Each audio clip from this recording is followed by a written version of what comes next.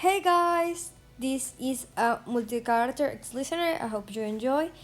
This is the third part of Let Us Take Care of You. If you haven't watched part 1 and part 2, I recommend you watch them for you to understand this video. And yeah, I hope you enjoy. It has been months since the last time you had an injury or something fatal that made you had to rest.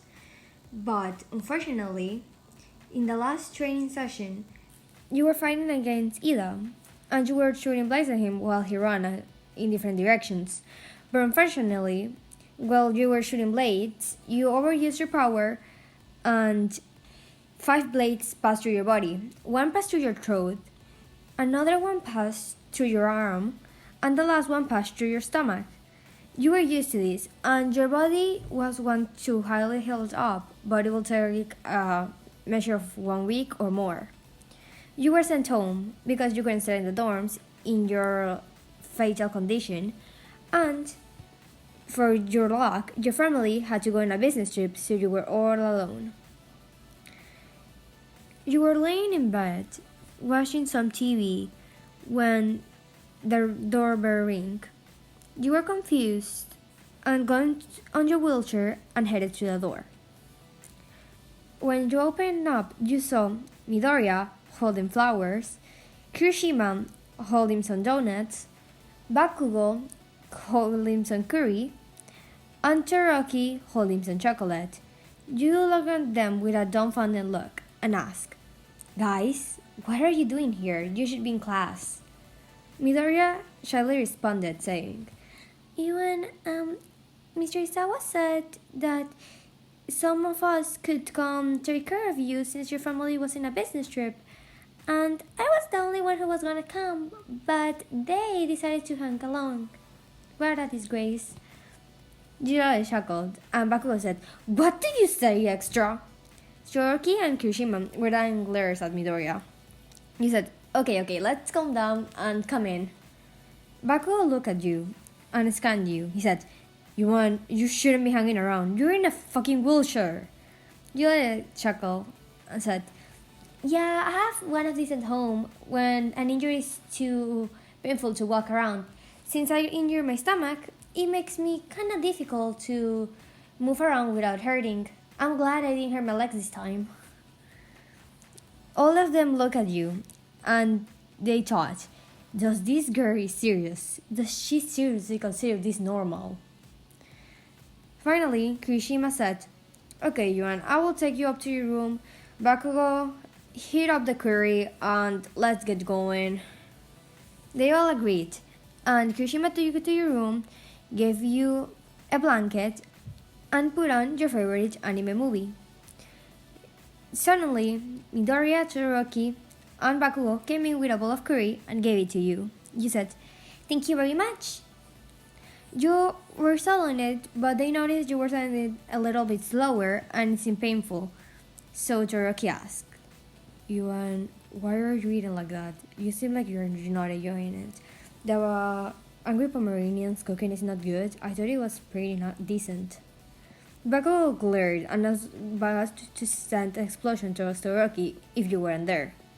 You raised your hands on it in defense and said, No, it's nothing of that. Since I got injured in my throat, it hurts a little bit when I swallow, but my biggest injury right now is my stomach injury, nothing more." They let a sigh and look at you.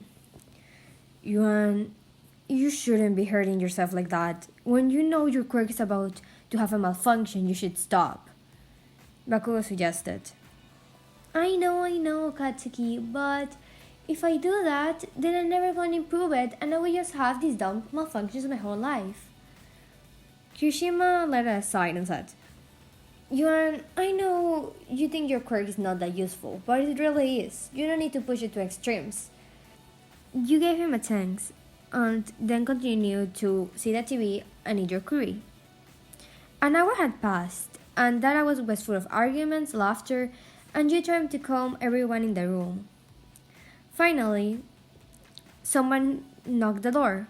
You were surprised. Who else will be coming? Midoriya said he will open the door, and headed there. When he came back into the room, he brought Kaminari and Mina. Mina said, "Yuan, my baby, you're fine. I told you we were worst." Bakugo glared at Mina and said, "Does she look fucking fine? She's full of bandages, and she has to use a fucking wheelchair." Judy hit him in the head and said, "I'm good, Mina, don't worry." Kaminari said, "Hey, Yuan, I got you a present." You gave him a confused look and said, "What is it?" Kaminari took out of his bag a stuffed animal of a Pikachu. You thought it was so cute and said, "Kami, that's too cute, and it reminds me of you." Mina and you burst out laughing, and the guys were glaring at poor Kaminari. If looks could kill, he will be dead. Kaminari soon gave it to you, and you squeezed it tightly. Then, Kaminari suggested, "Hey guys, why don't we play video games? It will be fun and you will be entertained." You gave him a happy look, but then Todoroki said, "Yuan should not play video games. She is tired, and look at her. Anything could break her this state." All the guys agreed, and you said, "This is my house, my rules, so we're gonna play video games, thank you very much." Denki took out the console of one of your drawers, and you started playing. It was between Kaminari, Mina, and you. The other guys were just sitting in the corner, watching carefully to make sure you didn't get hurt. But you thought to yourself, "I'm just playing a video game. How will I hurt myself right now?" Soon, nighttime came, and Kaminari and Mina had to leave. You were about to greet the other guys out, but they say, "Yuan, I'm fucking staying." Baku said in a not caring tone. The guys looked at him and said, "Kashin, there's no way I'm leaving you with Yuan alone. I'm staying too then." Kirishima looked at them. "I have stayed in Yuan's house many times, so I don't mind saying another." They all glared daggers at him again. And Turkey said, "If you're all staying, I'm staying too. I don't trust you." You let out a nervous chuckle and said, "Oh, this is gonna be a long night." Bakugo cooked dinner and then served it to all of you guys. You guys were chatting, and Midoriya pulled you in for a small hug, which he was dragged off by Todoroki. He said, "Midoriya hunts off Yuan." Did I say the little broccoli was scared to death and just backed away slowly? Suddenly, your phone rang, and Yuan saw the text from the 1B group chat. You weren't in class 1B, but you were friends with most of the class, and they really liked you, even Monomoa, and hated all class 1A. They were asking if you were alright, and you answered. Bakugo took your phone and said, "Who is texting you?" He then saw that it was class 1B's group chat and said, "Why the fuck do you are in the 1B group chat, Yuan?"